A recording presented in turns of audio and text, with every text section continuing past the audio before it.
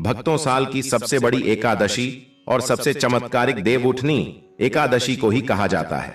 कहा जाता है कि यह एकादशी 24 एकादशी में सबसे श्रेष्ठ मानी जाती है और इस दिन किया गया कोई भी उपाय करें कभी भी निष्फल नहीं जाता, मतलब हमेशा लाभ ही प्रदान करवाता है। भक्तों, देवउठनी एकादशी की रात तुलसी में एक चीज जरूर बांध देना चाहिए।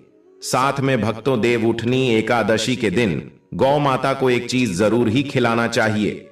और साथ में हम आपको बताएंगे कि जो भी भक्त सच्ची हृदय से, सच्चे मन से देवउठनी एकादशी के दिन यह एक चीज का लगा तो उसके घर जमकर धन दौलत आती है, सुख समृद्धि आती है, हर मनोकामना इच्छा पूरी होती है। भक्तों, अगर आज की वीडियो आपने पूरा देख ली तो मन कर चलिए, आपका दुर्भाग्य को आज हम समाप्त करवा देंगे, क्योंकि जो भी भाई बहन, माता बहन इस वीडियो को सच्चे हृदय से माता रानी के लिए पूरी सच्ची निष्ठा से देखते हैं, वीडियो को लाइक करते हैं, चैनल को सब्सक्राइब करते हैं और कमेंट बॉक्स में भगवान विष्णु की जय लिखते हैं, माता लक्ष्मी की जल लिखते हैं, तो उनके जीवन में कभी कोई कष्ट, दुख, दर्द, कोई भी राहु दोष, पितृदोष हमेशा के लिए खत्म हो जाते हैं, यानी कि नष्ट हो जाते हैं और सभी देवी देवताओं की कृपा बरसती है। भक्तों, आप सभी को हम बारी बारी से सभी जानकारी देते हुए चलेंगे, इसलिए आप वीडियो को पूरा ही देखें, आधा अधूरा ना देखें। कई लोग होते हैं जो वीडियो को काट काट कर देखते हैं, बीच बीच में से देखते हैं और फिर ऐसे व्यक्ति को जीवन में कभी सफलता हासिल भी नहीं हो सकती। जो व्यक्ति वीडियो को बीच बीच से देखा है, कट कट कर देखता है। भक्तों, इसलिए आप वीडियो को पूरा ही देखा करें। भक्तों, चलिए सबसे पहले हम आपको बता देते हैं कि देवउठनी एकादशी की डेट टाइम क्या है, फिर हम आपको बड़ी बड़ी से सभी जानकारी बताते हुए चलेंगे और यह भी बताएंगे कि वह कौन सी चीज है जो हमें देवउठनी एकादशी के दिन जरूर ही खा लेनी चाहिए। भक्तों, हर साल कार्तिक माह के शुक्ल पक्ष की दशमी तिथि के अगले दिन देवउठनी एकादशी मनाई जाती है। इस साल 12 नवंबर 2024 को देवउठनी एकादशी का व्रत रखा जाएगा। हर साल कार्तिक माह के शुक्ल पक्ष की दशमी तिथि के अगले दिन देवउठनी एकादशी मनाई जाती है। इस साल 12 नवंबर 2024 को देवउठनी एकादशी का व्रत रखा जाएगा। इस दिन हर्षण योग और सर्वार्थ सिद्ध योग का संयोग बन रहा है। इस योग में विष्णु जी की पूजा करने से साधक को मनोवांछित फलों की प्राप्ति होती है। इस दौरान मां लक्ष्मी की पूजा करना और भी लाभकारी माना जाता है।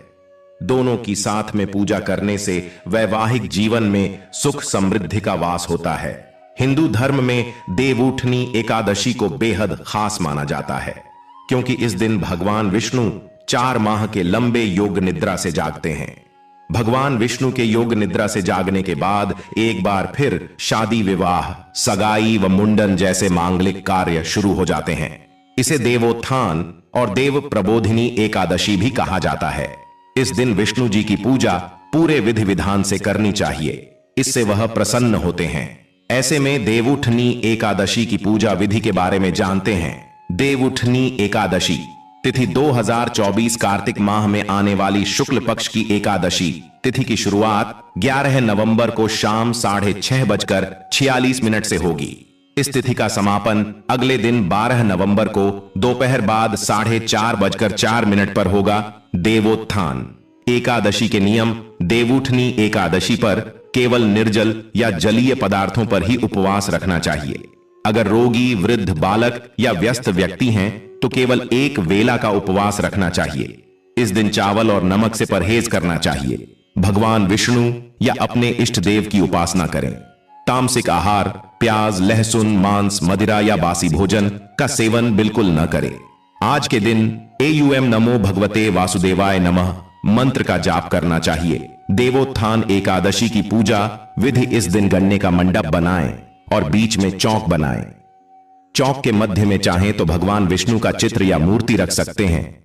चौक के साथ ही भगवान के चरण चिन्ह बनाए जाते हैं जो ढके रहने चाहिए। भगवान को गन्ना, सिंघाड़ा और फल मिठाई अर्पित किया जाता है। फिर घी का एक दीपक जलाएं, इसे रात भर जलने दें। फिर भोर में भगवान के चरणों की विधिवत पूजा करें और चरणों को स्पर्श करके उनको जगाएं। कीर्तन करें, व्रत उपवास की कथा सुनें। इसके बाद से सारे मंगल कार्य विधिवत शुरू किए जा सकते हैं। कहते हैं कि भगवान के चरणों का स्पर्श करके जो मनोकामना मांगते हैं वो पूरी हो जाती है। देवउठनी के बाद तुलसी विवाह भगवान विष्णु के योग निद्रा से जागने के बाद उनके शालिग्राम स्वरूप का तुलसी से विवाह कराया जाता है। भगवान विष्णु को तुलसी सर्वाधिक प्रिय है। इस दिन मात्र तुलसी दल अर्पित करने से भगवान को प्रसन्न किया जा सकता है। इसके पीछे प्रकृति के संरक्षण और वैवाहिक सुख की भावना होती है। जो लोग इसे संपन्न कराते हैं उन्हें वैवाहिक सुख प्राप्त होता है। एकादशी के दिन यथाशक्ति अन्न दान करें, किंतु स्वयं किसी अन्य का दिया हुआ अन्न कदापि ग्रहण न करें। किसी कारणवश निराहार रहकर व्रत करना संभव न हो तो एक बार भोजन करें। इस दिन दूध या जल का सेवन कर सकते हैं।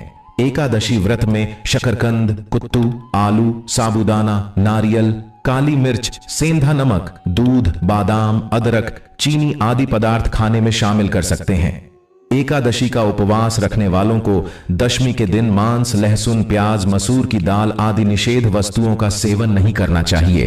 एकादशी के दिन प्रातः लकड़ी का दातुन न करें। इस दिन वृक्ष से पत्ता तोड़ना वर्जित है, अतः स्वयं गिरा हुआ पत्ता लेकर सेवन करें। नींबू, जामुन या आम के पत्ते लेकर चबा लें और अंगुली से कंठ साफ कर लें। यदि यह संभव न हो तो पानी से 12 बार कुल्ले कर लें। एकादशी 11 के दिन व्रतधारी व्यक्ति को गाजर, शलजम, गोभी, पालक इत्यादि का सेवन नहीं करना चाहिए। एकादशी पर श्री विष्णु की पूजा में मीठा पान चढ़ाया जाता है, लेकिन इस दिन पान खाना भी वर्जित है। फलों में केला, आम, अंगूर, बादाम, पिस्ता इत्यादि अमृत फलों का सेवन करें। सूखे मेवे जैसे बादाम, पिस्ता आदि का सेवन किया जा सकता है। एकादशी तिथि पर जौ, बैंगन और सेमफली नहीं खानी चाहिए। इस व्रत में सात्विक भोजन करें। मांस, मदिरा या अन्य कोई भी नशीले पदार्थ का सेवन नहीं करें। प्रत्येक वस्तु प्रभु को भोग लगाकर तथा तुलसी दल छोड़कर ग्रहण करना चाहिए। देवउठनी एकादशी के दिन क्या न करें? देवउठनी एकादशी के दिन भगवान विष्णु निद्रा से जागते हैं और इसी के साथ सारे शुभ कार्य शुरू होते हैं। ऐसा कहा जाता है कि देवउठनी एकादशी पर दोपहर में नहीं सोना चाहिए। धार्मिक ग्रंथों में कहा गया है कि इस दिन भगवान विष्णु की भक्ति में लीन रहना चाहिए। देवउठनी एकादशी के दिन किसी भी व्यक्ति को भूल से भी चावल नहीं खाना चाहिए। चावल से बनी चीजों से भी इस दिन दूर ही रहना चाहिए। पंडितों का कहना है कि चावल खाने से मन और शरीर स्थिर नहीं रहता है। देवउठनी एकादशी के दिन लहसुन और प्याज के सेवन से भी बचना चाहिए, क्योंकि ये दोनों तामसिक भोजन में आते हैं। यदि आपने व्रत नहीं भी रखा है तो कोशिश करें कि सात्विक भोजन ही करें। देवउठनी एकादशी के दिन व्रतधारी को किसी के प्रति द्वेष की भावना नहीं रखनी चाहिए। हो सके तो इस दिन घर या घर के बाहर किसी से लड़ाई झगड़ा न करें। मान्यता है कि ऐसा करने से भगवान विष्णु और माता लक्ष्मी नाराज हो जाते हैं। इस दिन अगर आप बूढ़े बुजुर्गों की सहायता करते हैं तो ऐसा करने से भगवान विष्णु और माता लक्ष्मी प्रसन्न होती हैं। इसलिए बुजुर्गों का अपमान न करें और उन्हें दुत्कारें नहीं। देवउठनी एकादशी के दिन भूल से भी माता तुलसी के पौधे को नहीं छूना चाहिए, क्योंकि इस दिन माता तुलसी और शालिग्राम का विवाह होता है। ना ही तुलसी तोड़नी चाहिए। ऐसी भी मान्यता है कि एकादशी के दिन तुलसी पर जल नहीं चढ़ाना चाहिए, क्योंकि तुलसी उपवास रखती हैं और इससे उनका उपवास टूट जाएगा। देवउठनी एकादशी के दिन क्या करें? देवउठनी एकादशी वाले दिन सुबह उठकर स्नान करें। उसके बाद सूर्य देव को अर्घ्य देकर एकादशी व्रत का संकल्प करें। जीवन में सुख समृद्धि बनी रहे, ये सभी चाहते हैं तो आप इस दिन भगवान विष्णु को दूध में केसर डालकर उनका अभिषेक करें। अंत में श्री हरि की आरती करें। इस उपाय को करने से श्री हरि प्रसन्न होते हैं, आपको जीवन में सफलता मिले। इसके लिए आप इस दिन भगवान विष्णु की विधि विधान से पूजा करें, दान पुण्य करें।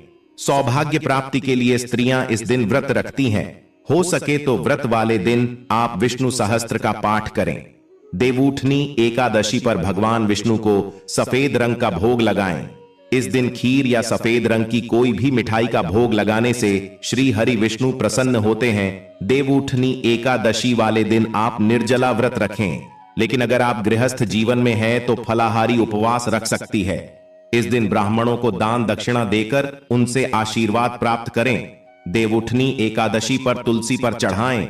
इस रंग के वस्त्र हिंदू धर्म में सभी देवी देवता को पूजा करने के साथ भोग और वस्त्र आदि चढ़ाने की परंपरा है। ठीक उसी तरह तुलसी को भी मां लक्ष्मी का स्वरूप माना जाता है, इसलिए उन्हें भी वस्त्र अर्पित किए जाते हैं। चढ़ाएं लाल रंग के वस्त्र। तुलसी के पौधे में लाल रंग की चुनरी चढ़ाना लाभकारी माना जाता है। ज्योतिष शास्त्र के लिहाज से लाल रंग मंगल का प्रतिनिधित्व करता है।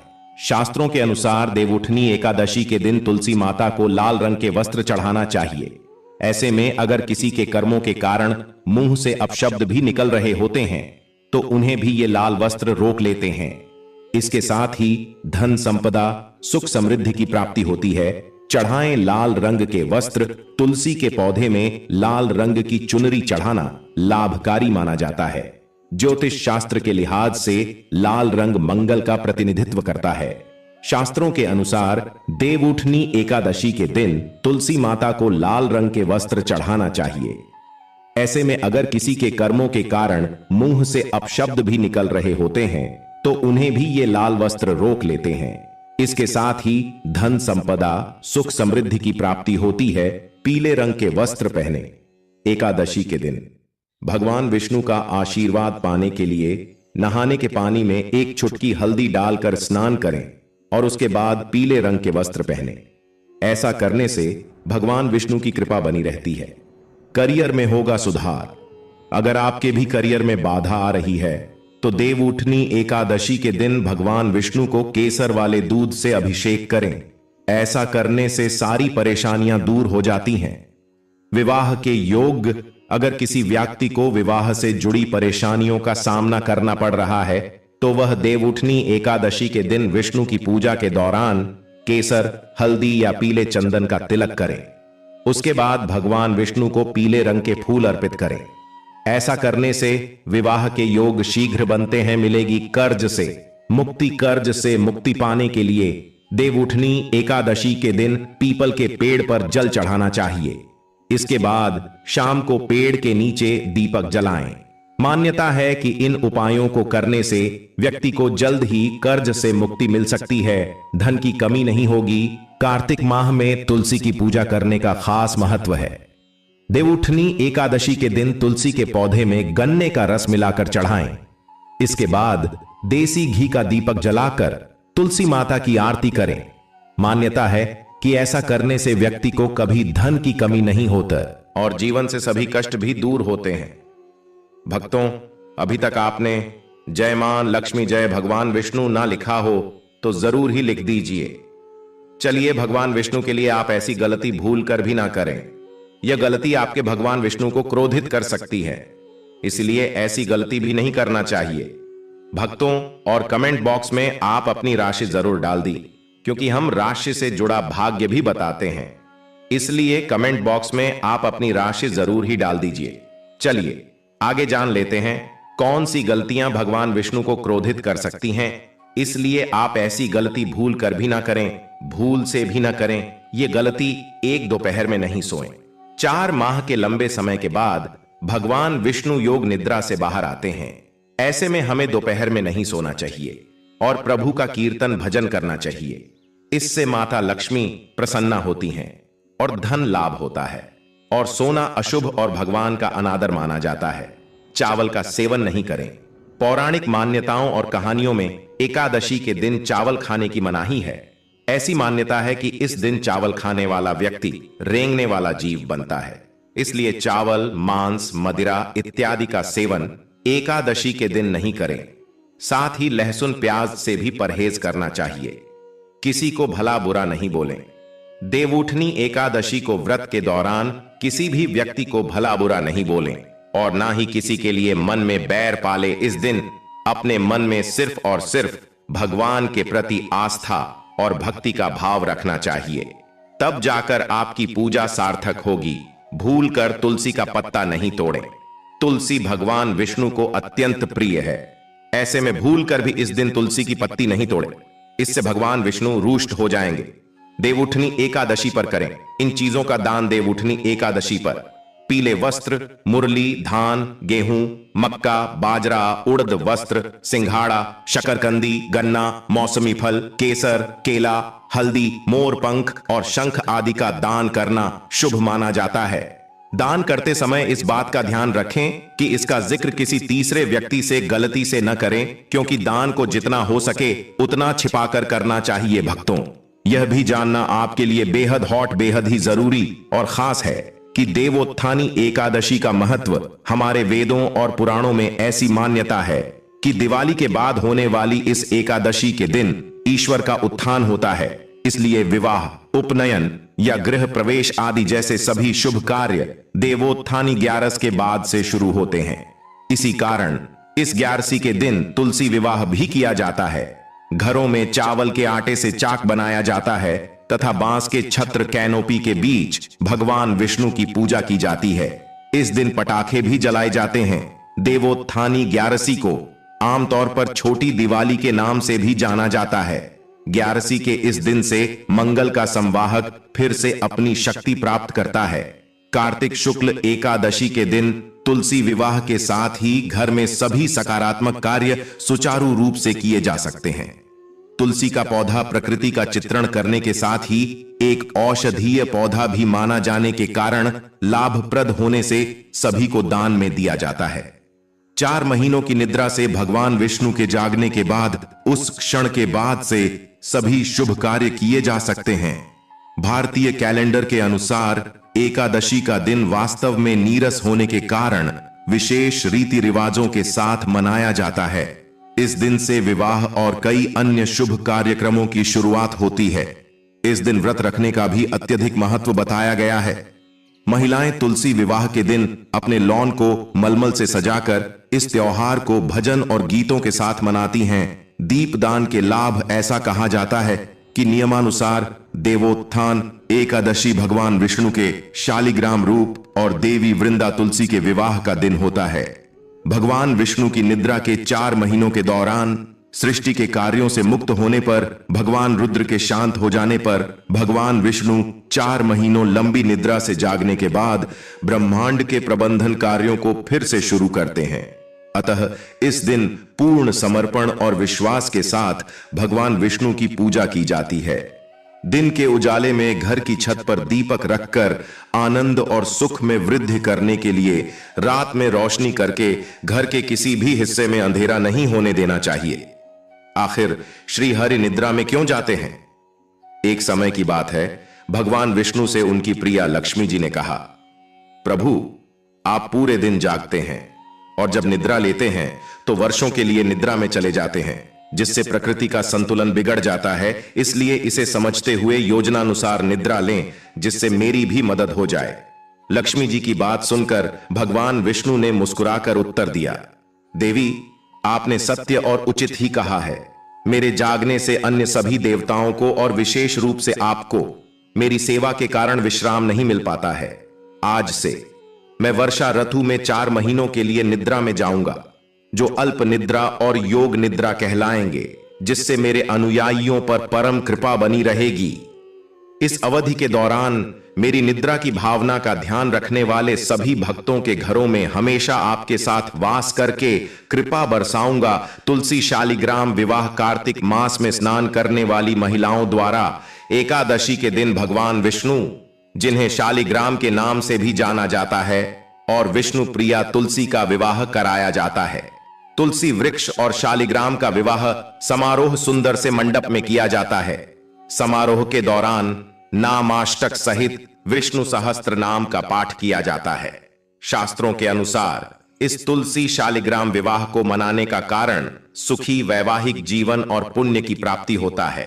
कार्तिक मास में तुलसी वृक्ष दान करने से बड़ा कोई दान नहीं होता पृथ्वी लोक में, जो इस प्रकार हैं: वृंदावनी, वृंदा, विश्व पूजिता, विश्व पावनी, पुष्पसारा, नंदिनी, कृष्ण जीवनी और तुलसी।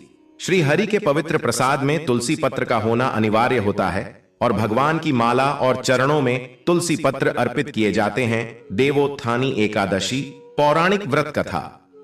एक बार एक राजा था और उसके राज्य में सभी एकादशी का व्रत रखते थे। एकादशी के दिन पशुओं सहित कोई भी भोजन नहीं दिया जाता था। एक दिन दूसरे राज्य से एक आदमी ने राजा के पास आकर नौकरी पर रखने का अनुरोध किया। राजा ने उसे नौकरी पर रखने की सहमति देने से पहले शर्त रखी कि उसे एकादशी के दिन को छोड़कर प्रत्येक दिन भोजन दिया जाएगा। उस समय उस आदमी ने राजा की शर्त मान ली, लेकिन एकादशी के दिन जब उसे फल दिए गए तो उसने फल लेने से मना कर दिया और राजा के पास जाकर विनती की कि यह फल उसके लिए पर्याप्त नहीं है और वह भूख से मर जाएगा, और उसने राजा से खाना देने की विनती की। इसके बाद राजा के शर्त याद दिलाने के बाद भी वह खाना छोड़ने के लिए तैयार नहीं हुआ, इसलिए राजा ने उसे आटा, दाल, चावल आदि दे दिए। राजा से भोजन प्राप्त करने के बाद उस आदमी ने सामान्य रूप से नदी में स्नान करके भोजन तैयार करना शुरू किया। खाना बन जाने के बाद वह भगवान को आकर खाने के लिए बुलाने लगा। उसके पुकारने पर भगवान पीतांबर धारण करके चतुर्भुज रूप में आए और उसके साथ प्रेम से भोजन करने लगे। भोजन करने के बाद ईश्वर वहीं रुक गए और वह आदमी अपने काम पर चला गया। 15 दिन के बाद दोबारा एकादशी आने पर उस आदमी ने राजा से दुगनी मात्रा में भोजन देने की विनती की। कारण पूछने पर उसने राजा को उत्तर दिया कि वह उस दिन भूखा रहा, क्योंकि ईश्वर ने भी उसके साथ भोजन किया था जो 2 लोगों के लिए पर्याप्त नहीं था। यह सुनकर राजा आश्चर्यचकित रह गया तथा विश्वास करने को तैयार नहीं था कि भगवान उस आदमी के साथ भोजन करते हैं। राजा बोला कि वह एकादशी का व्रत रखते हैं, भगवान की पूजा करते हैं, लेकिन भगवान कभी भी उनके सामने प्रकट नहीं हुए। यह सुनने के बाद उस आदमी ने कहा कि अगर उन्हें विश्वास नहीं है तो वह उसके साथ चलें और वृक्ष के पीछे छिपकर वहां जो कुछ हो रहा है उसे देख लें। उस आदमी के सच और झूठ को जानने की इच्छा से राजा नदी के पास जाकर पेड़ के पीछे छिप गए। हमेशा की तरह आदमी ने खाना पकाया और शाम तक भगवान को पुकारता रहा, लेकिन भगवान नहीं आए। आखिरकार उस आदमी ने भगवान से प्रार्थना की कि यदि वह नहीं आए तो वह नदी में कूदकर अपनी जान दे देगा, लेकिन भगवान फिर भी नहीं आए। तब वह स्वयं मरने के लिए नदी की तरफ चलने लगा। जीवन खत्म करने की उसकी दृढ़ इच्छा शक्ति जानकर ईश्वर ने जल्दी से प्रकट होकर उसे ऐसा करने से रोका और फिर दोनों ने एक साथ भोजन का आनंद लिया। भोजन करने के बाद भगवान उसे अपने विमान से अपने धाम ले गए। यह देखकर राजा को एहसास हुआ कि जब तक मन शुद्ध न हो तब तक उपवास करने का कोई लाभ नहीं है। इससे राजा को सीख मिली और उसने भी शुद्ध मन से व्रत करना प्रारंभ किया और अंत में स्वर्ग को प्राप्त किया। देवउठनी एकादशी कथा। एक राजा के राज्य में सभी लोग आनंद पूर्वक रहते थे। हालांकि उसके राज्य में कोई भी अन्न या खाद्य पदार्थ न बेचकर सिर्फ फल बेचा करते थे। एक बार भगवान ने उनकी परीक्षा लेने का निर्णय किया और भगवान स्वयं एक सुंदर कन्या का रूप बदलकर मार्ग में बैठ गए। उसी समय राजा ने वहां से जाते हुए उसे देखकर पूर्ण आश्चर्य के साथ उससे पूछा, तुम कौन हो? तुम यहां क्यों बैठी हो? तब उस सुंदर महिला ने कहा कि मैं बेसहारा हूं और इस शहर में मेरी कोई पहचान न होने के कारण मैं किसी से मदद नहीं मांग सकती हूं। राजा उसके रूप पर आकर्षित होकर बोला, तुम मेरे महल में मेरी रानी बनकर क्यों नहीं रहती? तब उस सुंदर महिला ने कहा, मैं तभी आपकी बात मानूंगी जब आप अपनी सभी जिम्मेदारियां मुझे सौंप देंगे। साथ ही मेरे पास आपके राज्य के सभी अधिकार होंगे। मैं जैसा खाना बनाऊंगी आपको खाना होगा। राजा अत्यधिक आसक्त होने के कारण उसकी सभी बातों पर सहमत हो गए। अगले दिन एकादशी थी और रानी ने बाजार में खाना बेचने का आदेश दिया तथा मछली और मटन पकाकर राजा से खाने को कहा। तब राजा यह देखकर बोला कि आज एकादशी को वह केवल फल खाएंगे। उसी क्षण रानी ने उसे वादे की याद दिलाकर कहा, या तो आप खाना खाइए, अन्यथा मैं आपके बड़े बेटे का सिर काट दूंगी। इस विषय पर राजा ने इस समस्या को अन्य रानी के साथ साझा करने का निर्णय करके स्थिति को स्पष्ट किया। तब महारानी बोली, प्रिय राजन, आपको उदास नहीं होना चाहिए और आपको अपने सदाचार और नैतिकता को नहीं छोड़ना चाहिए। इसलिए उन्होंने अपने बेटे का बलिदान देने की सलाह दी। उस समय बेटे ने मुड़कर अपनी मां की आंखों में अश्रु का कारण पूछा। इस सब का कारण जानने के बाद उसने अपना सिर बलिदान करने के लिए सहमत होकर कहा कि आपको नैतिकता और सदाचार का सम्मान और रक्षा करनी चाहिए।